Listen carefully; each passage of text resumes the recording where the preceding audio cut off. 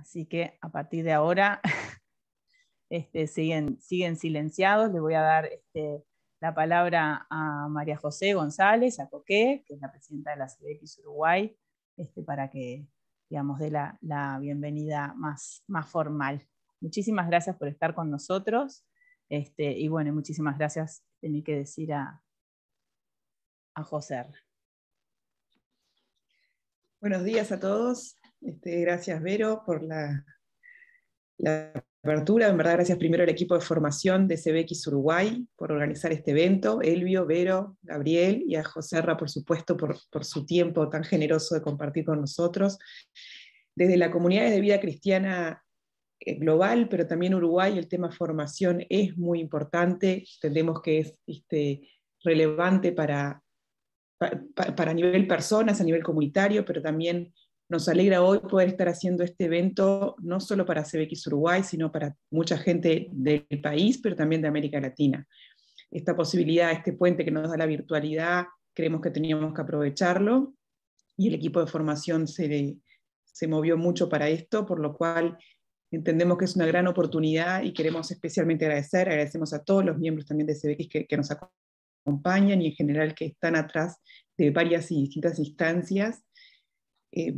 Nada, no quiero robarle más tiempo, lo más interesante está por venir, simplemente agradecerles a todos y espero vernos los próximos 2 días más, además este sábado, para poder irnos enriquecidos y poder derramar todos los aprendizajes que Joserra nos traigan estos días. Así que nada más, muchas gracias y estamos a disposición para lo que necesiten. Elvio, ¿no? Bueno, buenos días para todos. Desde nuestra experiencia como cristianos en esta sociedad plural, pensamos que lo más importante es poder crecer en nuestra fe. Y para crecer en nuestra fe, en nuestro deseo evangelizador, qué mejor que poder profundizar en el conocimiento de aquel lugar, de aquello, la Biblia, que sabemos inspirada por el Espíritu siempre vivo de nuestro Señor, ¿verdad? De Jesús, de aquel que nos inspira también a nosotros. Y en ese sentido, hay un tema que nos entusiasma y nos preocupa a la vez, como es el tema del dolor y el sufrimiento humano, que para muchos, seguramente para muchos de nosotros, siempre ha sido motivo dinamizador, de solidaridad, de amor, de salir al encuentro de otros. Pero que también sabemos que es piedra de escándalo para la fe de muchos, desde Job hasta la cruz de Jesús y hasta el sufrimiento contemporáneo también, ¿verdad? Entonces, para poder profundizar en el tema del sentido bíblico del dolor, qué mejor que salir al encuentro de un experto, de alguien con un conocimiento y una experiencia profunda de la Biblia y también del acompañamiento pastoral. Entonces hemos invitado a José Ramón Busto, familiarmente conocido como Joserra entre su gente, sacerdote jesuita, superior de la comunidad de los jesuitas en Salamanca, actualmente está en Salamanca, director de la revista Pastoral Salterre, que está allí en Salamanca desde hace poco tiempo. En realidad, él ha desarrollado toda su actividad en Madrid fundamentalmente, y bueno, allí ha combinado su capacidad docente con su capacidad de gestión y de investigación. José Ramón ha sido profesor de Sagrada Escritura en la Universidad de Comillas, decano de esa Facultad de Teología, director de la revista Estudios Eclesiásticos, rector de la universidad también, hasta el año 2012, y a nivel de investigación ha sido en el Centro Superior de Investigaciones Científicas del Estado español, titular en el Instituto de Filología y Oriente Antiguo del CSIC. Tiene innumerables cantidades de publicaciones, Joserra, tanto a nivel de teología pastoral, de reflexiones bíblicas como de filología y crítica textual en la Biblia, judaísmo helenístico y exégesis teológica del Antiguo y del Nuevo Testamento. Por lo tanto, es una suerte y un privilegio para nosotros contar con él. José Ramón, te agradecemos tu gran disponibilidad y cariño para estar junto a nosotros. Te damos la bienvenida y la palabra es tuya. Gracias. Bueno, muchas gracias. Buenas tardes aquí en España, buenos días ahí.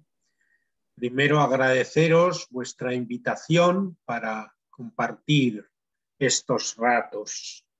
Y bueno, es verdad que sobre este tema del sufrimiento, pues he escrito a lo largo de mi vida académica algunas cosas, algunas se las he enviado a Elvio para que os las puedan repartir después, de modo que queden como recuerdo.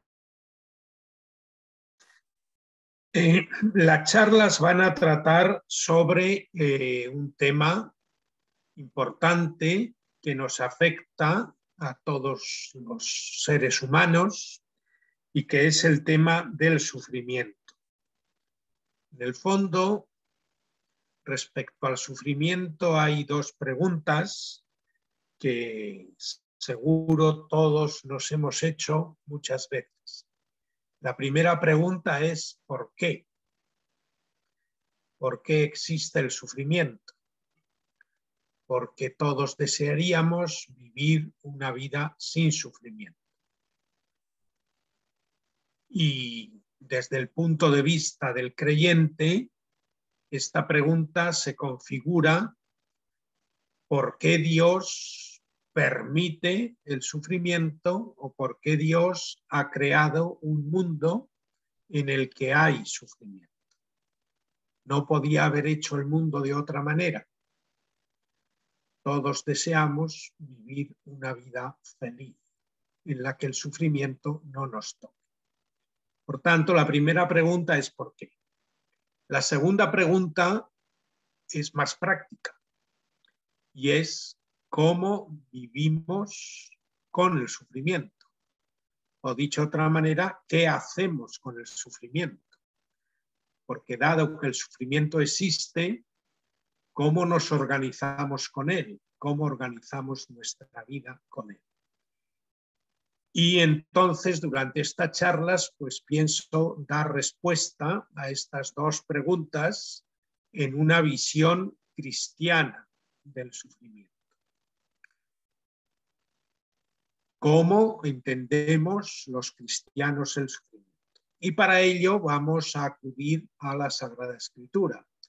En la Biblia tenemos la verdad que Dios quiso consignar en la Sagrada Escritura para nuestra salvación. Por tanto, la Sagrada Escritura nos transmite la verdad salvífica, la verdad que nos salva.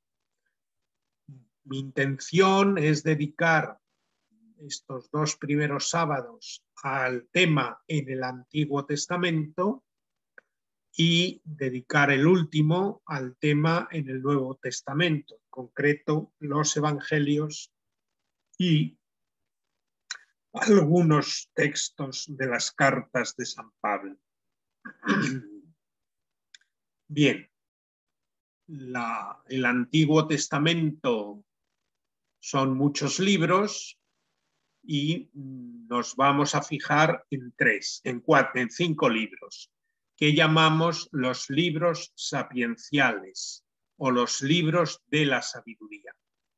Seguro que todos los que me escuchan han oído muchas veces en homilías o en catequesis que Dios ha hablado a su pueblo en la historia.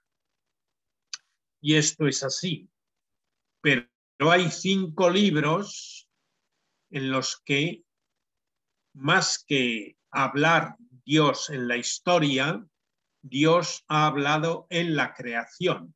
Es decir, en el Antiguo Testamento tenemos 2 grandes magnitudes. Una, los acontecimientos históricos, que precisamente por ser históricos son irrepetibles. No es verdad que la historia se repita.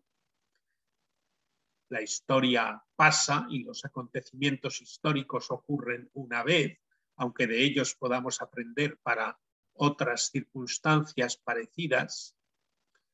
Y tenemos otra magnitud, que es la magnitud de la creación. Y la creación es la que sí se repite. El sol sale todas las mañanas, el sol se pone todas las tardes, las plantas crecen en primavera o en verano, los árboles pierden sus hojas en otoño o invierno, y esto se repite siempre.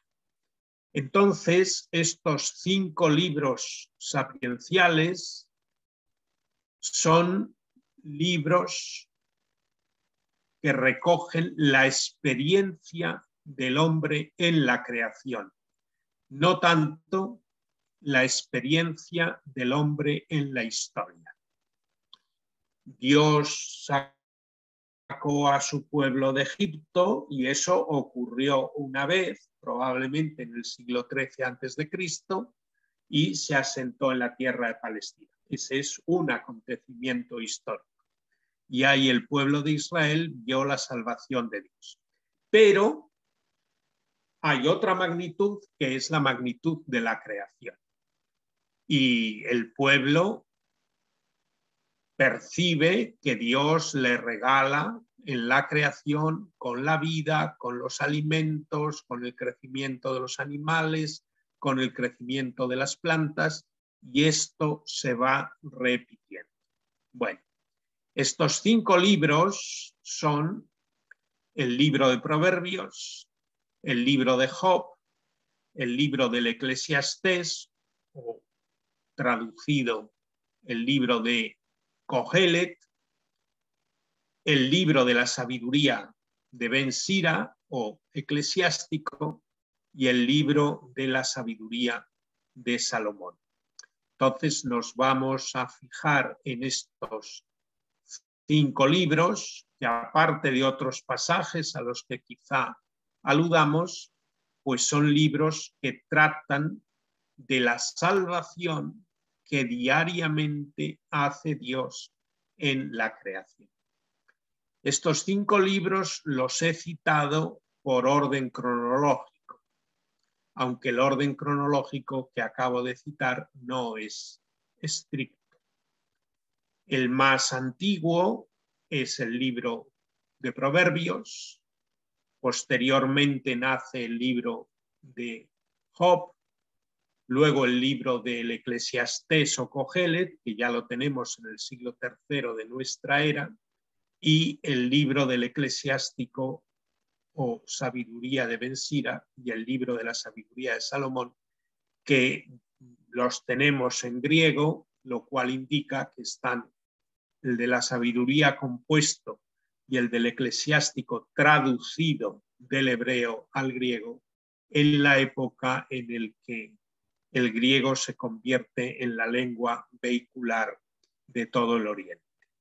Sin embargo, aunque este sea el orden en el que estos libros van surgiendo, siempre en los libros se recogen, como suele ocurrir en la Biblia, temas antiguos que se releen, se reescriben, se reinterpretan, y al mismo tiempo lo que se ha descubierto en siglos pasados se sigue manteniendo, y por tanto las ideas antiguas siguen siendo verdaderas, siguen estando en vigor y por tanto se siguen manteniendo y conservando, porque si fueran ideas que han desaparecido del pensamiento, no tendríamos los libros.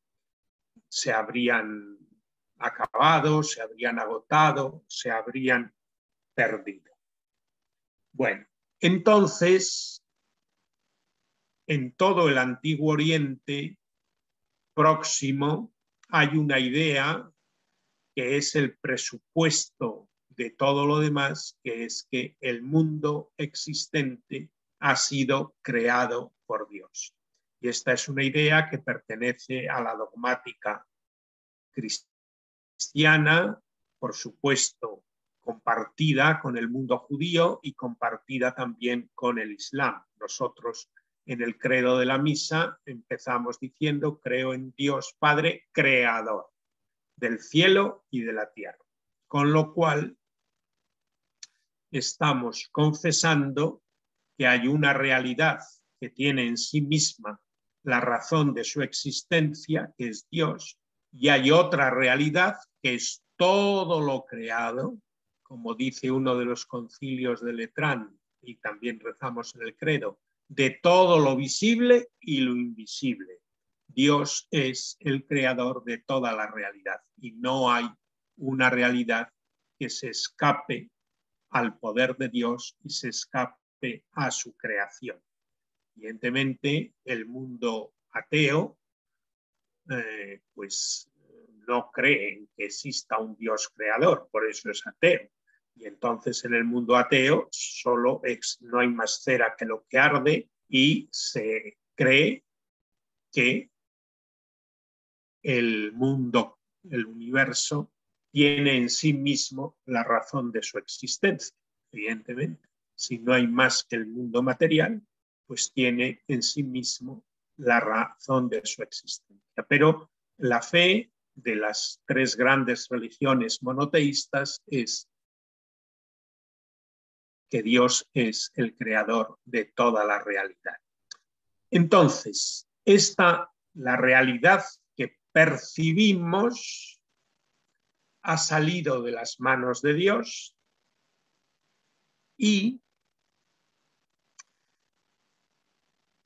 toda esta realidad ha sido creada por Dios como algo bueno. Ha sido creado por Dios de una manera ordenada.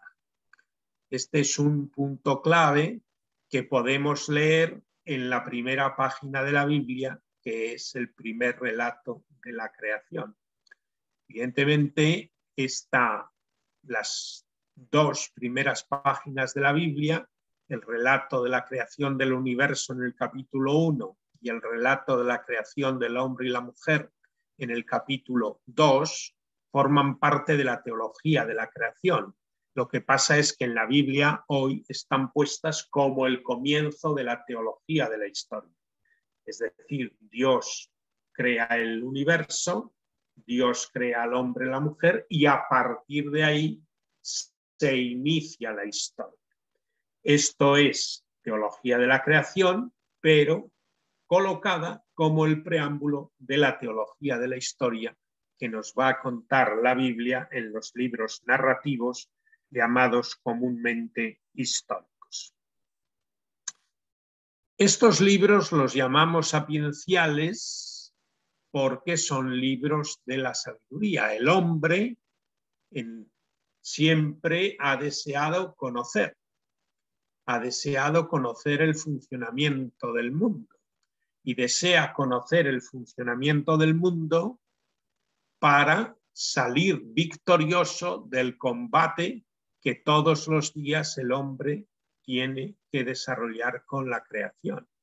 El hombre tiene que organizárselas para vivir y tiene que saber cómo tiene que cultivar los campos o cómo tiene que criar los animales o cómo tiene que guarecerse del frío. Evidentemente, esto es la sabiduría.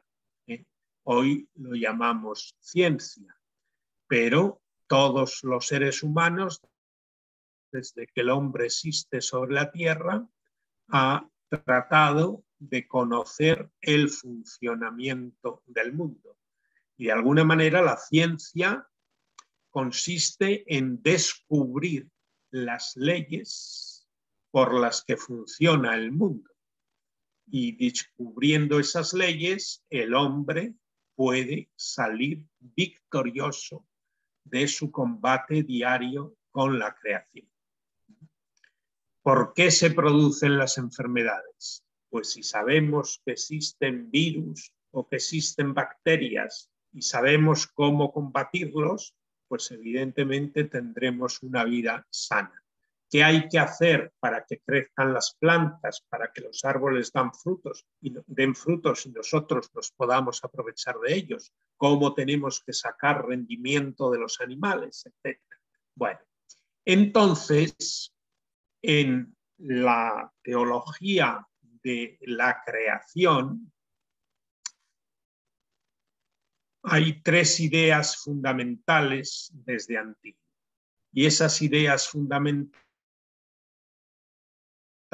son, primero, cómo funciona el mundo. Hay que conocer cómo funciona el mundo para vivir de acuerdo con esas leyes del mundo. Segunda idea, cómo el hombre tiene que actuar. Y el hombre tiene que actuar de acuerdo con las leyes de la creación.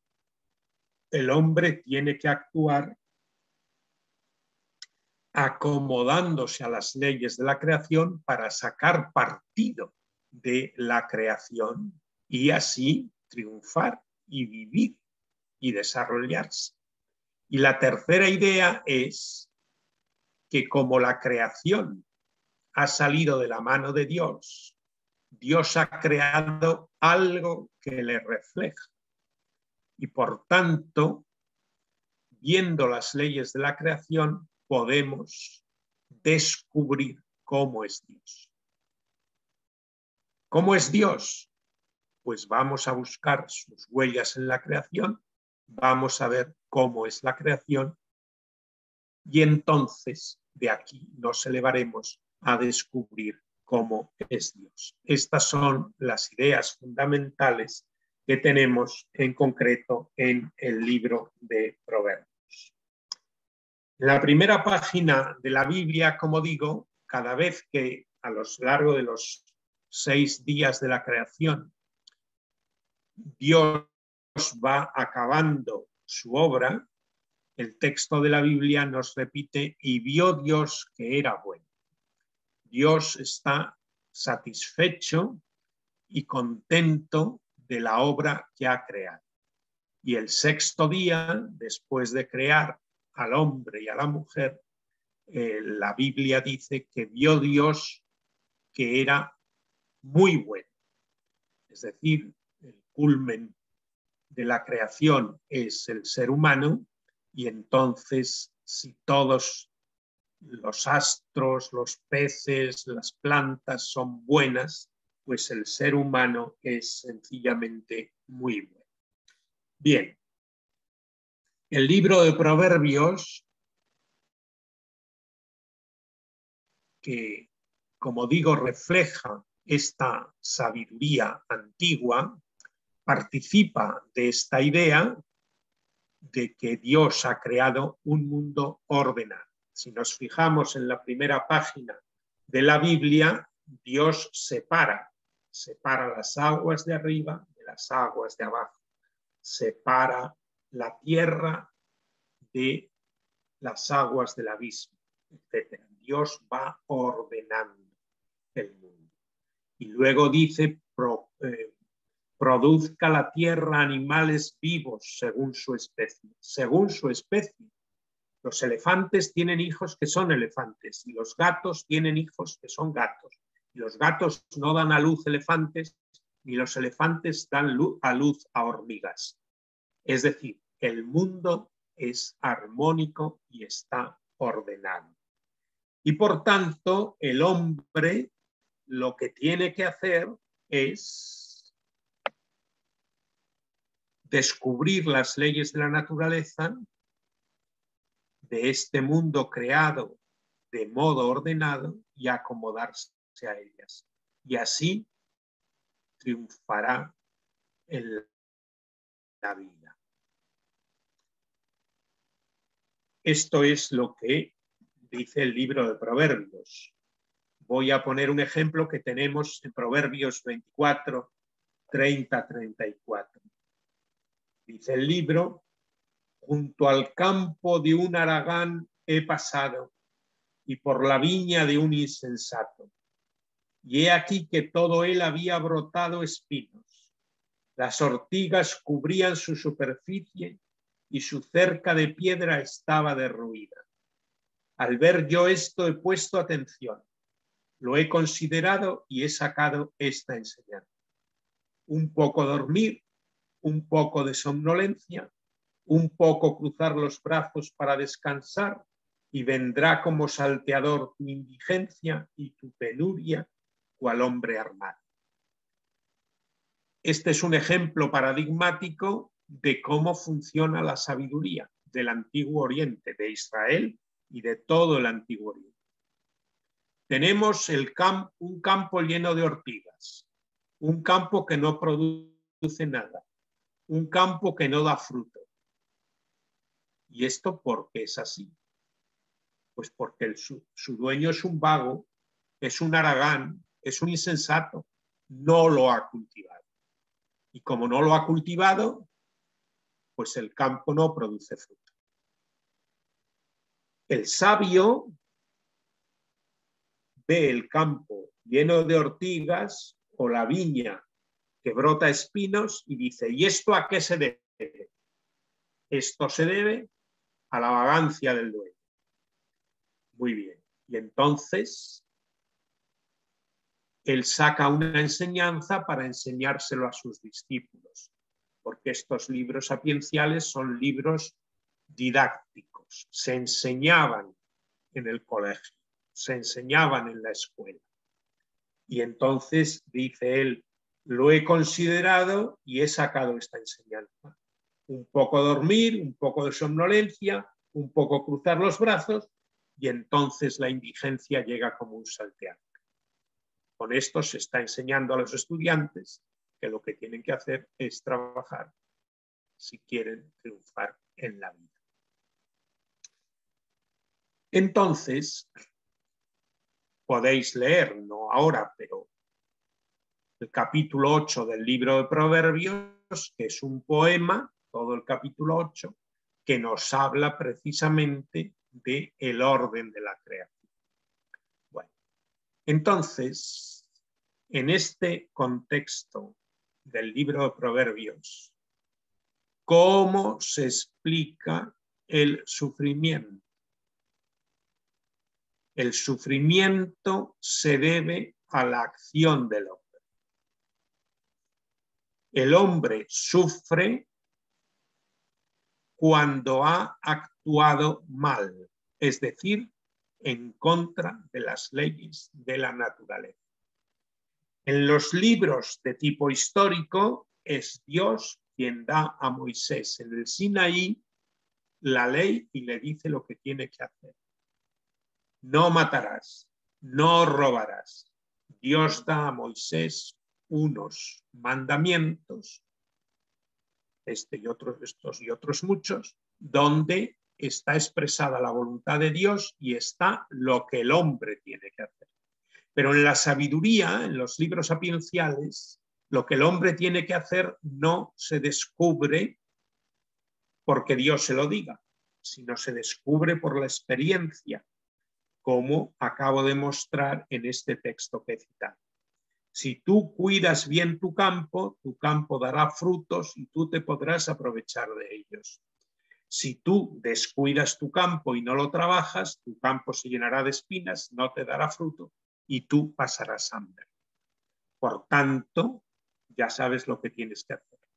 Las leyes de la naturaleza son que tú tienes que trabajar si quieres sacar fruto de la creación en tu beneficio.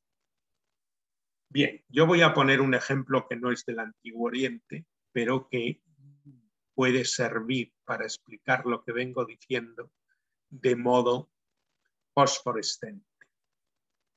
¿Fumar es pecado?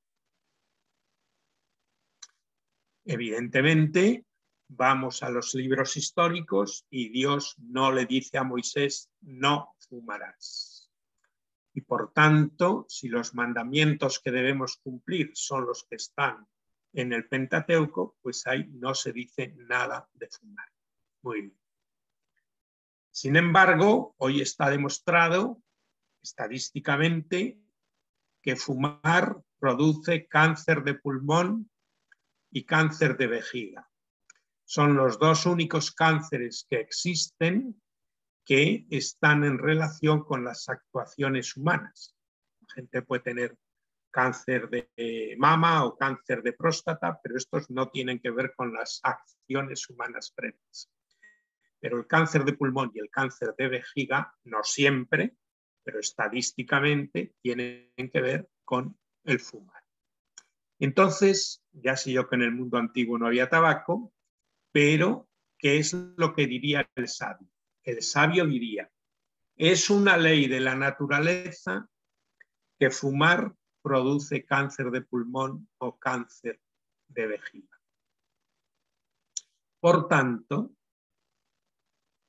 el hombre sabio, primero, sabe que esto es así, porque si no lo sabe es un necio, y segundo, actúa de acuerdo con esta ley de la naturaleza y por tanto no fuma. Y en ese sentido, fumar es una acción moralmente inadecuada, porque va contra la salud. Es curioso que el término que muchas veces la Biblia traduce por pecado en los libros sapienciales es sencillamente errar, equivocarse. Se utiliza cuando uno lanza la flecha sobre para dar en una diana y la flecha no da en la diana y se pierde. Pues eso es lo que en los libros sapienciales llaman pecado, el error. El error. Fumar es un error. ¿Por qué? Porque te produce un mal. Bueno, se pueden poner otros muchos ejemplos, qué sé yo. El sabio sabe qué setas son buenas para comer y qué setas son venenosas. Pero no basta con saberlo, porque la sabiduría del Antiguo Oriente siempre fue una sabiduría práctica. Hay que saberlo y acomodar tu actuación a lo que sabes. Y por tanto, tú puedes ir a recoger setas y coger las que son buenas y guisarlas bien y te las comes y eso te produce un bien, una satisfacción y además te alimentas. Y evidentemente tienes que saber cuáles son malas, no cogerlas, porque si rompes las leyes de la naturaleza, que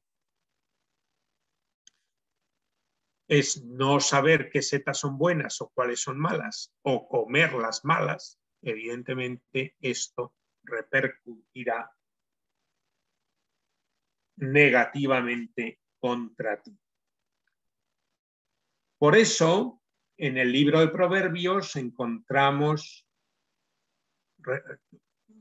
refranes, hoy lo llamaríamos leyes, ¿no?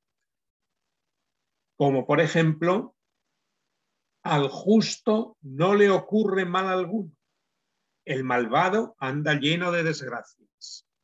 Es una expresión de esto que vengo diciendo, el justo es el sabio, el justo es el que actúa de acuerdo con las leyes de la naturaleza y entonces no le ocurre mal alguno, pero el malvado, que es el necio, que es el que no conoce las leyes de la naturaleza o actúa en contra de las leyes de la naturaleza, anda lleno de desgracias. Y en 13:21 la misma experiencia. La desgracia persigue al pecador, a los honrados la paz y el bien. No tenemos que entender esto de una manera extrinsecista, es decir, en el sentido de que uno peca, digamos, y mata a su vecino y le cae un rayo sobre la casa, ¿no? Es que los males provienen intrínsecamente del mal realizado. Claro, si tú matas al vecino, no sería raro que los hijos del vecino vinieran después y te mataran a ti. Es decir, es tu actuación la que ha provocado tu mal. Mientras que al contrario, si tú eres una buena persona, que tratas bien a tus vecinos y les prestas lo que haga falta y les ayudas cuando lo necesitan, ellos te estarán agradecidos y ellos te harán bien a ti. Es decir, esto es lo que el refrán castellano dice: en el pecado lleva la penitencia. Es decir, las acciones buenas, de acuerdo con las leyes de la naturaleza que se revelan en la creación, producen el bien. Bueno, evidentemente todos los que me están escuchando seguro que están pensando que esto que estoy diciendo es una idea bastante simplista. Y así es. Porque yo antes he dicho que el fumar produce cáncer de pulmón o de vejiga, puede producir cáncer de pulmón o de vejiga. Pero no todos los que fuman tienen cáncer de pulmón o de vejiga, y al revés, hay personas que tienen cáncer de pulmón o de vejiga que no han fumado. Por tanto, estas leyes de la naturaleza que el hombre del mundo antiguo cree haber descubierto y que funcionan habitualmente, no funcionan siempre. No son leyes absolutas que funcionen siempre. Esto ya lo vieron los antiguos, claro, y por eso en el libro de Proverbios, capítulo 21, versículo 30, se dice: ni sabiduría, ni prudencia, ni consejo caben frente a Yahvé. Tú eres sabio, tú conoces las leyes de la naturaleza, pero te pasan cosas que ha producido Dios con las que tú no contabas. O, por ejemplo, se apareja el caballo para el día del combate, pero a Yahvé corresponde la victoria. Tú tienes las armas bien puestas, tienes las flechas y el arco bien puesto, tienes un buen caballo para el combate, y va el otro y te gana. No siempre el acomodarse a las leyes de la naturaleza y el hacer las cosas bien tiene resultados benéficos. O, por ejemplo, meted las suertes en el seno, pero de Yahvé depende toda decisión. Claro, si no hay relación estricta entre conocimiento de las leyes de la naturaleza y actuación correcta del hombre, y por tanto resultado exitoso, entonces esto pone en entredicho todo lo que llevamos dicho. Si uno sin fumar tiene cáncer de pulmón y uno que ha fumado no tiene cáncer de pulmón, entonces la pregunta que se hace el sabio del Antiguo Oriente es: ¿el mundo está ordenado o no? Y si el mundo no está ordenado, entonces, ¿cómo sé yo cómo debo de actuar? Porque si siempre que uno fuma tuviera cáncer de pulmón, ya se sabe, no hay que fumar. Pero hay mucha gente que ha fumado y nunca ha tenido cáncer de pulmón. Entonces, ¿fumar es bueno o es malo? Pues no lo sabemos. Y entonces, eso que hemos leído en el Génesis de que Dios vio que había hecho un mundo bueno y que la creación del hombre y la mujer era muy bueno, ¿esto es verdad o no es verdad? Y entonces, si esto no es verdad, ¿cómo podemos decir que Dios es bueno? Porque si la huella que Dios ha dejado en la creación es una huella aleatoria, a veces sí, a veces no, a veces salen las cosas bien, a veces las cosas no salen bien, entonces Dios es arbitrario. Entonces Dios no es bueno. Claro. Esa es la pregunta que en otra formulación se hacen los cristianos hoy, ¿no? ¿por qué Dios permite el sufrimiento? En el nuevo ateísmo, este ateísmo que ha surgido en el mundo anglosajón en el siglo XXI, que ha surgido en Inglaterra y en Estados Unidos, porque en fin, el ateísmo, es decir, la negación de la existencia de Dios, es algo, digamos, propio del siglo XIX. En el siglo XX no hay ateos. Bueno, algunos raros por ahí. No hay ateos en el siglo XX. En el siglo XX lo que hay, por lo menos en la segunda mitad del siglo XX, son agnósticos. Es decir, ¿existe Dios? No lo sé. Y como no lo sé, pues ya si me muero y aparece, pues ya veremos cómo nos las arreglamos. Pero ¿para qué quiero yo un plano de Nueva York si no voy a ir a Nueva York? ¿Para qué quiero saber si Dios existe si no me encuentro con él todos los días al coger el autobús?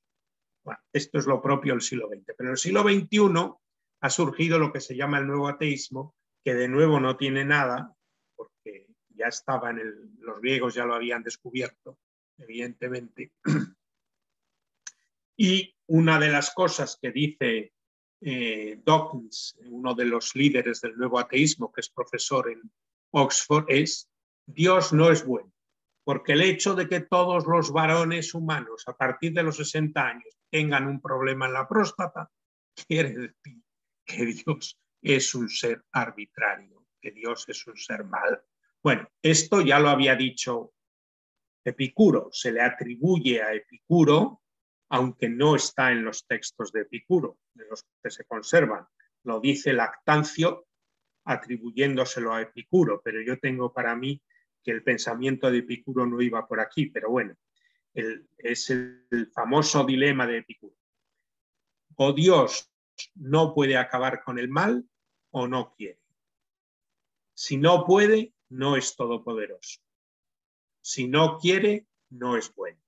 En ambos casos no es Dios, porque un Dios que no sea todopoderoso no se le puede llamar Dios. Y un Dios que no sea bueno tampoco se le puede llamar Dios. Bueno, entonces, digamos, la sabiduría más antigua, la reflejada en los relatos de la creación del Génesis, la reflejada en el libro de Proverbios, dice: Dios ha creado un mundo bueno, nosotros tenemos que acomodar nuestra actuación a las leyes de ese mundo y entonces saldremos triunfantes de nuestro combate diario con la creación. Pero esto, como digo, llega un momento en la evolución del pensamiento de Israel que hace crisis. Y esta crisis la tenemos reflejada en los libros de Job y del Eclesiastés. Y esta es una crisis que no solo ha ocurrido en Israel, sino en todo el Antiguo Oriente.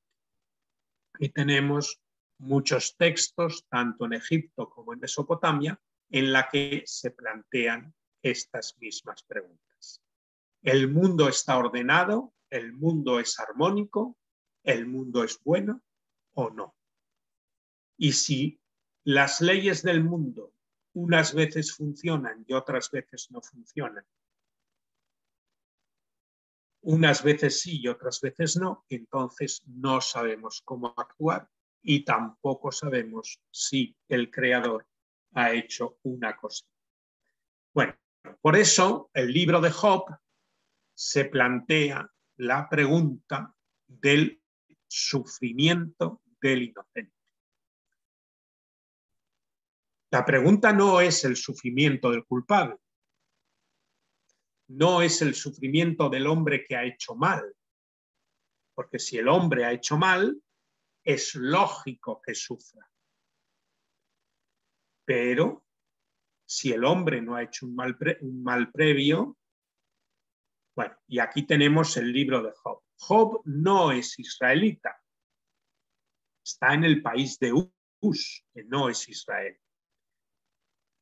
¿Esto qué significa? Pues que este es un libro que nos habla del sufrimiento del inocente, no del inocente de Israel, sino del inocente del universo mundo.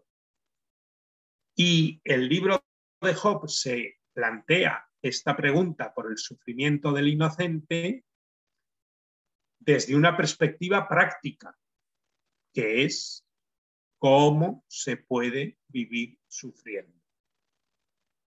El capítulo 3 del libro de Job, Job lo que dice es mejor estar muerto que vivir sufriendo. Claro, en el prólogo del libro de Job se nos dice que Job era justo y apartado del mal. Entonces, todo lo que va a venir después es esta cuestión. Si Job es un hombre justo, y esto es lo que se nos cuenta en el prólogo, que incluso Job ofrecía sacrificios por si acaso sus hijos alguna vez habían hecho alguna cosa mala. Pero, claro, en estos textos de los que estoy hablando, la vida se acaba con la muerte. Es decir, el hombre del antiguo Israel no ha descubierto todavía el mundo trascendente, porque nosotros los cristianos a lo mejor arreglamos esto demasiado rápidamente y decimos, bueno, en este mundo sufrimos, pero ya viviremos felices en el cielo. Pero esto en Israel todavía no se ha descubierto. Entonces, la felicidad del hombre se obtiene por tres dimensiones. Primero, el hombre es feliz si tiene muchos hijos. No se espera la vida ultraterrena y entonces la vida se desarrolla en la descendencia. Segundo, el hombre es feliz si tiene muchas riquezas. En el libro de Job, pues son rebaños. Hoy diríamos que son acciones o que son bitcoins o no sé qué. Y tercera cuestión, si el hombre vive largos años. Una vida larga, una vida con mucha descendencia y una vida con muchos bienes materiales constituyen en el libro de Job la felicidad. Entonces, ¿qué pasa con Job? Pues primero se le mueren los rebaños, porque se los matan los enemigos, se mueren también sus hijos, y tercero, Job sufre una enfermedad y se queda en el muladar arrascándose sus pústulas y sus heridas con una teja. Todo esto para preguntar ¿qué? Todo esto para preguntar si el mundo está ordenado. Porque si el inocente sufre sin merecerlo, como le pasa a Job, entonces es que Dios no ha creado un mundo ordenado y no sabemos cómo tenemos que actuar. Porque Job ha actuado bien, pero eso no le ha producido la felicidad, eso no le ha producido el bienestar, eso le ha llevado a la desgracia. Bien, el libro de Job, probablemente los investigadores pues han descubierto que tiene varias redacciones y que el libro de Job no siempre ha pensado lo mismo. En un primer momento, Job, que se considera justo, discute con los amigos que lo consideran injusto y se está, digamos, manteniendo las tesis de la sabiduría antigua, que es, si tú, Job, estás sufriendo es porque has pecado, porque has roto las leyes de la naturaleza. Y Job dice, no, yo no he roto las leyes de la naturaleza, yo no he pecado, yo no he actuado mal. Y por tanto, no tendría que sufrir. Sus amigos le dicen, Job, si tú has actuado bien y sufres, es que Dios es injusto. Y si Dios es injusto, no merece que le adoremos. En el fondo, el libro de Job y el libro del Eclesiastés son los dos únicos libros en la Biblia que exploran las razones del ateísmo. Tanto Job como el Eclesiastés son libros creyentes, pero se preguntan por las razones del ateísmo. Como Wigner escribió, el sufrimiento es la roca del ateísmo, haciendo una parodia con la frase que Jesús le dice a Pedro en el Evangelio de Mateo: tú eres Pedro y sobre esta roca edificaré mi iglesia. Pues Wigner dice, la verdadera roca sobre la que se apoya el ateísmo de modo inamovible es el sufrimiento del inocente, el sufrimiento injusto. Si el que sufre es quien se lo merece, el mundo es armónico, está ordenado y Dios es bueno. Pero si el que sufre es quien no se lo merece, entonces el mundo no es armónico, el mundo no está ordenado y Dios es arbitrario, porque manda sufrimientos por ahí al que le toca. Esta es la idea del libro, la idea fundamental. El libro de Job plantea muy bien el problema. Es una de las joyas poéticas de la literatura universal, lo cual no siempre reflejan las traducciones, evidentemente. Pero, aunque plantea muy bien el problema, después de haberlo leído con detenimiento, no deja de producir una cierta desazón, porque no nos da la solución.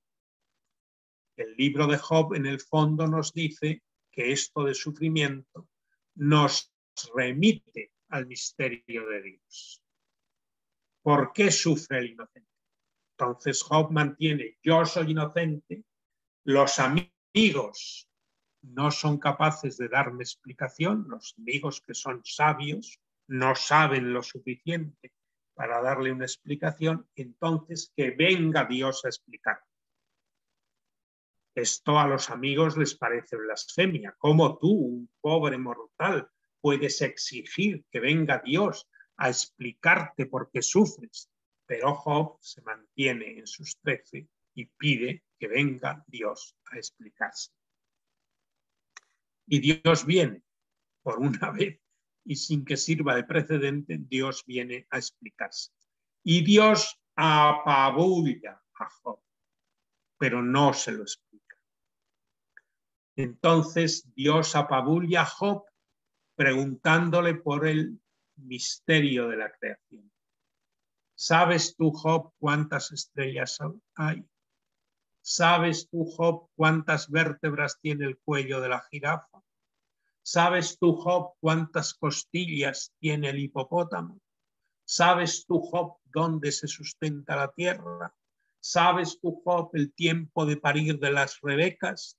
Y así sucesivamente Dios le va haciendo a Job preguntas y preguntas. Y Job tiene que contestar, no sé esto, no sé esto, no sé. Y entonces Dios le dice, pues si no sabes nada, ¿por qué quieres comprender el misterio del sufrimiento? Si no lo sabes nada, pues es total. Evidentemente, como digo, el libro de Job mantiene muy bien las preguntas, expone muy bien el problema, pero resulta insuficiente en sus respuestas. Al final, Job dice, de oídas había oído de ti, pero ahora te han visto mis ojos. Con esto, el autor nos está diciendo un tema que luego será cristiano, evidentemente, que el sufrimiento nos abre los ojos para comprender cómo es Dios y qué es el hombre. Y que solo el sufrimiento nos hace comprender de verdad a Dios y nos hace comprender, o nos puede llevar a comprender cuál es la situación y el ser del hombre en la creación. De esto hablaremos el último día. Evidentemente esto es un tema cristiano, claro, porque el Hijo de Dios sufrió muriendo en la cruz. Y Dios, que se supone es eterno, todopoderoso, infinito, principio y fin de todas las cosas, al final se ha hecho uno de nosotros y ha acabado muriendo en la cruz como nosotros.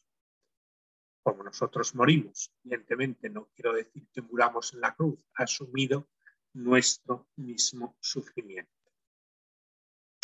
Bueno, y tras el libro de Job tenemos el libro del Cogelet o Eclesiastés. Y el libro del Eclesiastés es un libro, también como Job se plantea el problema del sufrimiento, pero se lo plantea desde un presupuesto todavía más radical que el libro de Job. Porque el libro de Job se plantea el sufrimiento del inocente, pero el libro del Eclesiastés dice, pero hay algo en la vida humana que no sea sufrimiento. El Eclesiastés lo que viene a decir es, bueno, sí, bueno, a veces hay inocentes que sufren, pero es que todos los hombres sufren. Y todo, en el fondo, en la vida humana es sufrimiento. Hay un proverbio del Eclesiastés que dice, una mosca muerta corrompe el aceite del perfumista. Esto refleja cuál es su pensamiento. El mundo, la creación, es un perfume precioso, un perfume estupendo, bien oloroso. El perfume en el mundo antiguo es el aceite perfumado. El perfume que nosotros usamos, que es perfume, aromas disueltos en alcohol, se inventa en el siglo XVIII. El agua de Colonia. Hasta el siglo XVIII el perfume se disuelve en aceite. Entonces, la creación es como un perfume estupendo. Pero en ese perfume han caído unas cuantas moscas muertas. Claro, si una mosca muerta cae en nuestros perfumes, que es alcohol, pues no pasa nada. Pero si cae en aceite, evidentemente el aceite se pudre y se corrompe. Y en este perfume que es la creación, han caído unas cuantas moscas muertas. Para empezar, la injusticia. Para seguir, la falta de adecuación entre la actuación y el resultado. Dice el Eclesiastés, no es de los más veloces la carrera. Los que corren no ganan, los que corren más. En la vida frecuentemente ganan, triunfan los que menos se lo merecen, los más incapaces, los más vagos. Esos les van bien las cosas. Y hay otras gentes que trabajan, que se esfuerzan y resulta que son estos los que no prosperan. La injusticia, la falta de adecuación entre actuación y resultado, la finitud, porque todo el bien que yo vivo en el mundo y que yo tengo alguna vez, quiero que sea para siempre.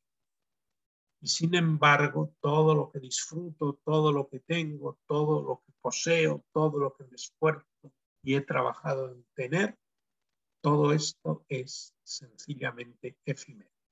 Y finalmente la gran mosca muerta que ha caído en el perfume de la creación es la muerte. La muerte. La muerte no solo es el final de la vida, sino que la muerte va extendiendo su tétrico y largo brazo a lo largo de toda nuestra vida, porque evidentemente cada vez tenemos más canas y menos dientes, y eso es sencillamente expresión de la muerte. A medida que nos hacemos más mayores, pues subimos las escaleras con más dificultad, nos cansamos más, perdemos creatividad, es decir, la muerte y la vida son el haz y el en vez de nuestra realidad. Y por tanto, todo lo que tenemos, todo lo que somos, pues está tocado por la muerte. Y entonces el Eclesiastés se enfada con la vida y se enfada evidentemente con Dios. Porque esto de que el mundo esté ordenado, de que el mundo sea armónico, pues no es del todo verdad. A veces sí, es un buen perfume, pero han caído unas cuantas moscas muertas. Dice el Eclesiastés, cuando apliqué mi corazón a conocer la sabiduría y a observar el trabajo que se ejecuta sobre la tierra, entonces vi respecto a toda la obra de Dios que no puede el hombre descubrir la obra que se ejecuta bajo el sol. Por mucho que se afane el hombre en buscarla, no la halla, y aunque firme el sabio conocerla, no es capaz de descubrir. Estamos en la literatura sapiencial, los sabios han tratado de descubrir el funcionamiento de la creación y el resultado es que no saben cómo funciona la creación. Al principio la sabiduría era más cosmológica, cómo funciona el mundo, qué setas son buenas, qué setas son malas, cómo hay que criar los animales, cómo hay que cultivar los campos. Pero ahora la sabiduría se ha hecho antropológica. ¿Cuál es el sentido de la vida del hombre? ¿Cómo puede el hombre vivir en el sufrimiento? Se pregunta Job. Pero ¿cómo puede el hombre vivir si al final haya hecho lo que haya hecho? Al final acaba sencillamente muriéndose. El Eclesiastés es el primer libro de la Biblia que se pregunta si hay vida ultraterrena. Dice el Eclesiastés, ¿quién sabe lo que es bueno para el hombre en la vida durante el número de los días de su vano vivir que él pasa como sombra? ¿Quién indicará al hombre lo que sucederá después de él, debajo del sol?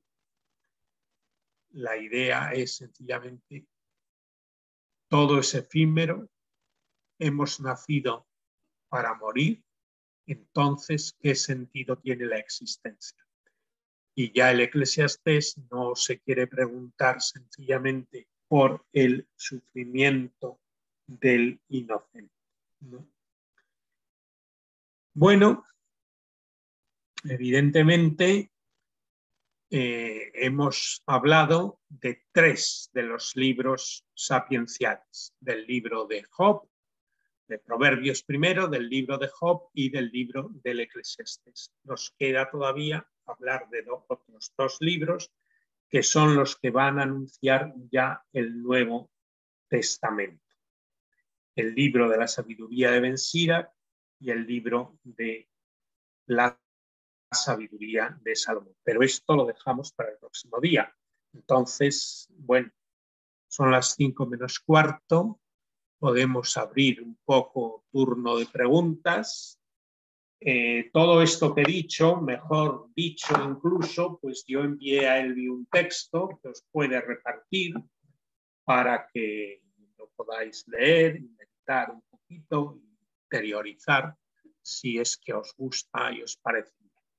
Bueno, pues son las 5 menos cuarto, tenemos un cuarto de hora o un poco más para hacer preguntas si es que han surgido y ya seguiremos el día 30. Los invitamos ahora sí a prender las cámaras.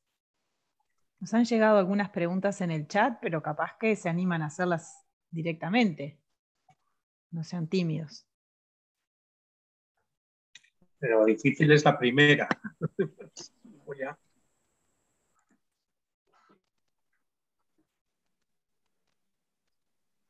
Si alguien tiene dificultad para habilitar la cámara, me avisa. Los micrófonos, Vero, habría que habilitarlos también. Sí, porque si no, no se oye. Ahí me parece que hay un tal Orlando quiere hablar, ¿no? Sí. A ver, creo que ahora les habilité para que todos puedan reactivar el micrófono. Mientras tanto, Joserra, una persona preguntaba si podías repetir los textos de Job que has comentado, alguno de ellos. Bueno, a ver, yo he hecho un resumen del libro. Si les pasáis el texto que yo te pasé a ti sobre el dolor en la tradición sapiencial del Antiguo Testamento. Vamos a ver, el libro de Job tiene un marco que son los 2 primeros capítulos y el último, el capítulo 42 en prosa. Ese es un marco narrativo en el que se insertan un conjunto de poemas. Entonces, yo he aludido a los capítulos primeros y luego a partir del capítulo 38 hasta el 42 es cuando Yahvé se presenta ante Job para hacerle ver que la creación es un misterio y el dolor forma parte del misterio. Y la frase esa que he citado de Job, antes te conocía solo de oídas, pero ahora te han visto mis ojos, está en el capítulo 42. Perfecto, gracias. El libro de Job es muy largo, son 42 capítulos, claro. Bien, tenemos a Orlando que quiere hacer una consulta. Orlando.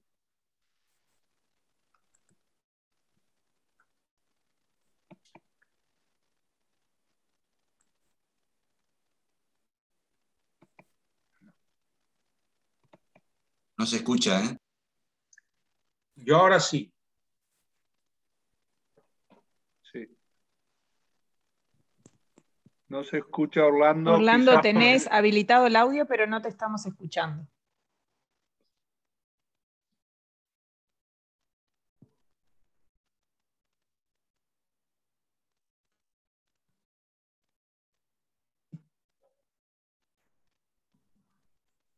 El celular, probablemente tengas que tocar un par de veces en los micrófonos. Hay como una especie de auricular, seleccionar ahí datos móviles, Wi-Fi, algo así para habilitar.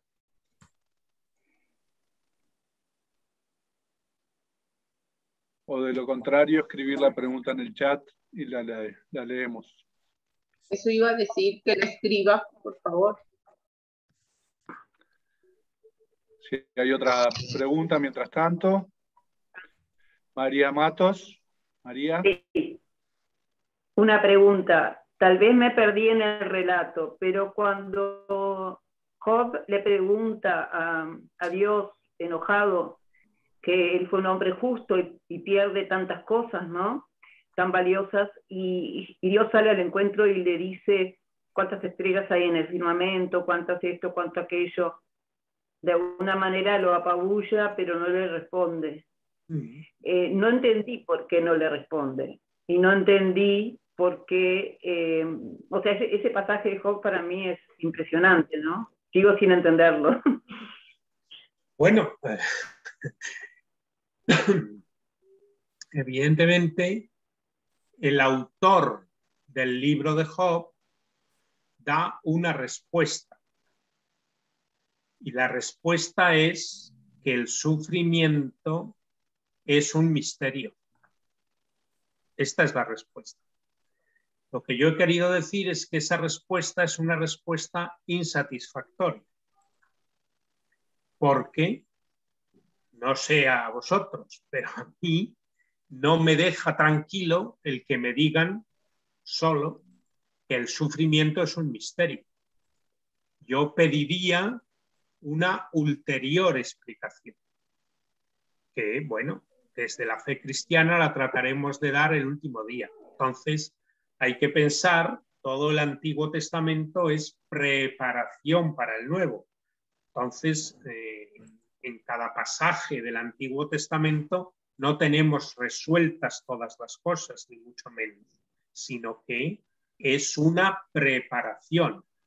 Entonces, las cosas empiezan en Proverbios, o si se quiere en el relato del Génesis. Dios ha creado un mundo bueno.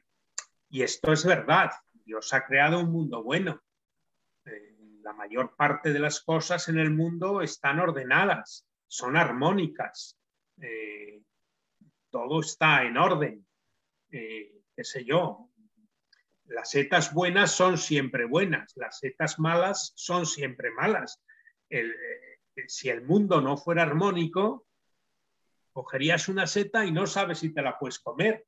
Te irías a comer un filete de vaca y no sabes si va a ser venenoso, ¿no? Te puedes comer un filete de vaca. ¿Por qué? Porque sabes que el mundo está ordenado. Esta es la primera idea.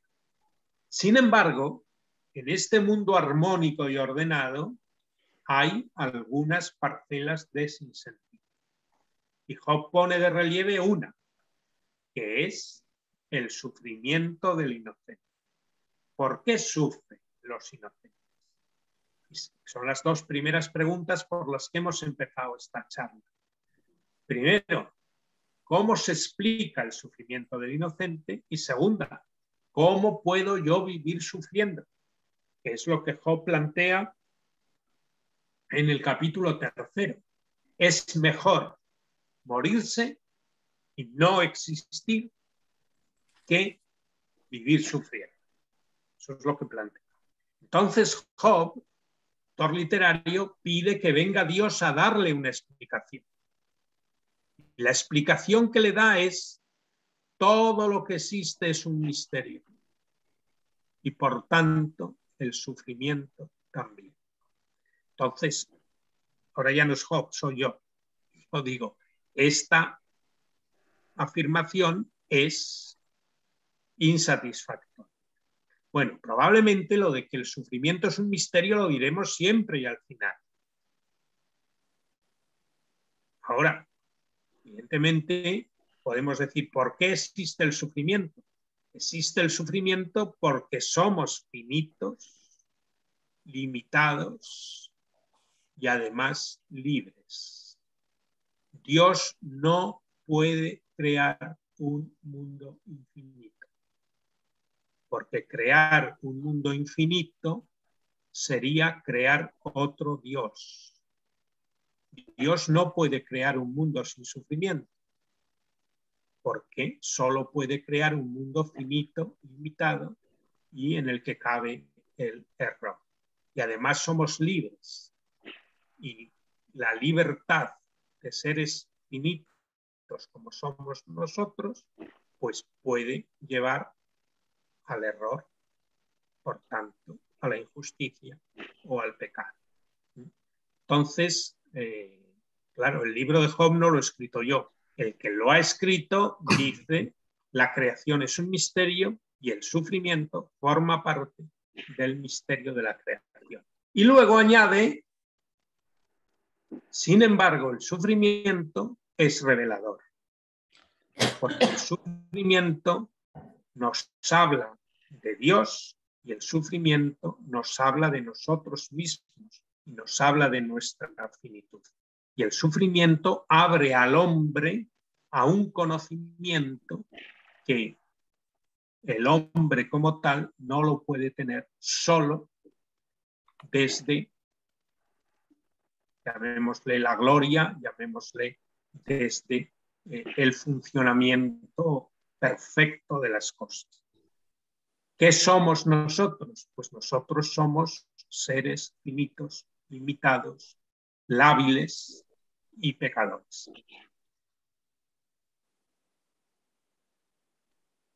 A ver. Gracias.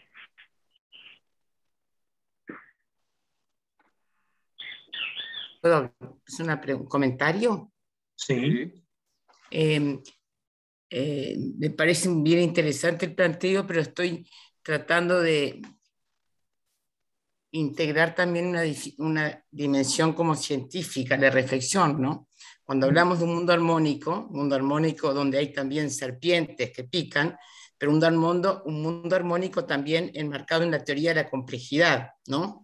O en la teoría del caos. ¿Qué pasa si uno explica el sufrimiento entre con variables de corte también científico, ¿verdad? Que están ligadas a nuestra fe, de alguna manera.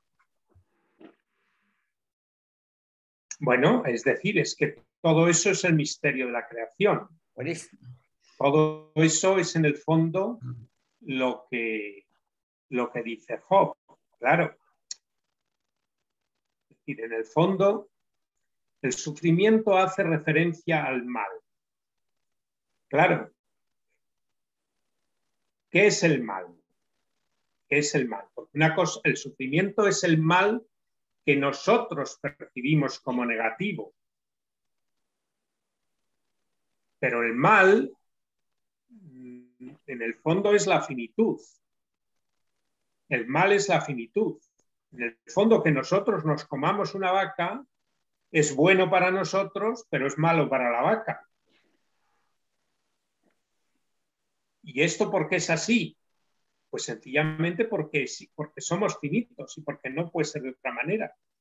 Dios no puede crear un mundo infinito. Dios no puede crear un mundo en el que nosotros nos comamos la vaca sin hacer daño a la vaca. El refrán lo dice, para hacer una tortilla hay que cascar los huevos. Para hacer una tortilla hay que cascar los huevos. Claro, desde un punto de vista religioso y cristiano, el único mal es el pecado. La limitación no es mala. La limitación es sencillamente expresión de la finitud. Entonces, a la pregunta que nos habíamos planteado, ¿por qué Dios permite el mal? Es porque no puede hacer otra cosa. Dios puede no crear nada y no existiríamos nadie, o crear un mundo finito. Y como finito, limitado. Y además en este mundo hay una serie de seres que somos nosotros, que somos capaces de tomar decisiones libres y a veces egoístas, que a veces hacen el mal. Eso es el pecado.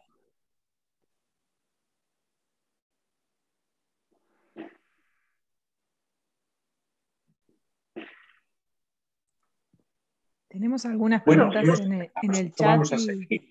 Sí, y algunas manos levantadas también. Tú nos decís, Joserra. No, quería hacer solo una frase nomás.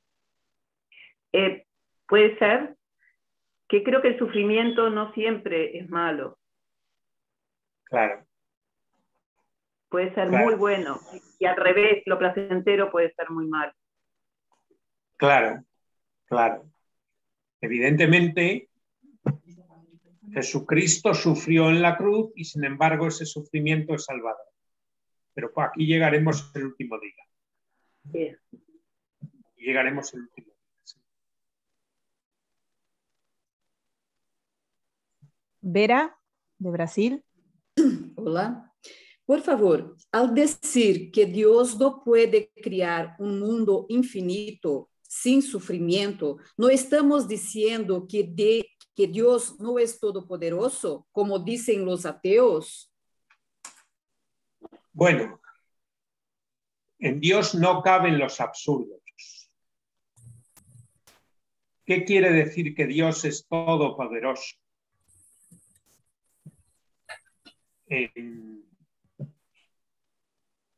En la liturgia decimos muchas veces que Dios es todopoderoso, pero eso traduce el griego pantocrator. Que Dios es todopoderoso no significa que Dios pueda hacer cualquier cosa que a nosotros se nos ocurra. Dios no puede hacer que 2 y 2 sean 5. Dios no puede hacer un círculo cuadrado. Y Dios no puede crear un mundo infinito. Porque infinito solo es Él. Porque infinito sería ausencia de sufrimiento. No, infinito quiere decir un mundo sin limitaciones. Y el mundo que vivimos es un mundo finito. Nosotros, para comer, matamos animales. Y evidentemente eso es malo para los animales. Porque nosotros los matamos y les quitamos la vida. Entonces, nosotros necesitamos proteínas, necesitamos comer. Somos seres vivos. Claro. Entonces, no tenemos que entender la palabra todopoderoso aplicada a Dios como que Dios pudiera hacer los imposibles. Dios no puede hacer imposibles. En el fondo, decir que Dios es todopoderoso quiere decir que Dios es providente, que Dios gobierna el mundo de una manera que está por encima de nuestras propias ideas y de nuestros propios conocimientos. Por tanto, lo que Job dice, que Dios es un misterio, evidentemente eso sigue siendo verdad, que a Dios nunca le podremos comprender absolutamente y nunca podremos comprender absolutamente su obra. Ok, gracias.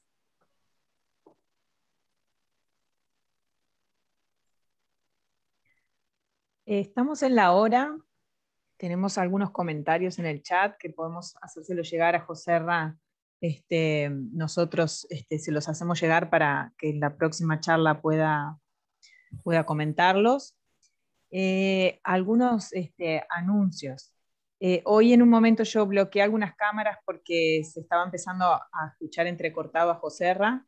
La próxima simplemente lo que vamos a hacer es que ustedes las puedan apagar y prender, y confiamos en que lo hagan cuando vean que la transmisión se corta un poco. La dinámica va a ser la misma, o sea, de arrancar con una parte expositiva y las cámaras apagadas y después cada uno las prende. Comentarles que a los que quieran, a los que vayan a participar de los 3 encuentros, si quieren algún tipo de certificado de participación o algo, lo podemos hacer. Nos escriben y nos piden. A quienes conozcan que no hayan recibido el link, si bien los fuimos enviando de a 10 mail para que no los mandara a casilla spam, intuimos que puede haber gente a la cual se le haya ido a spam el correo y por tanto no lo hayan recibido, así que les pedimos que les avisen, les pasen el link. Y por otro lado también recordarles el tema del horario. Quizás en algunos otros países no cayeron mucho en la cuenta de la hora, que es la hora Uruguay, digamos. Bueno, para eso hubo gente que se sumó bien sobre el final. Muchísimas gracias por participar y los esperamos el 30. El día 30, muy bien. Muchas gracias. Gracias a todos. Gracias. Muchísimas gracias. Nos dejás pensando, Joserra. Gracias.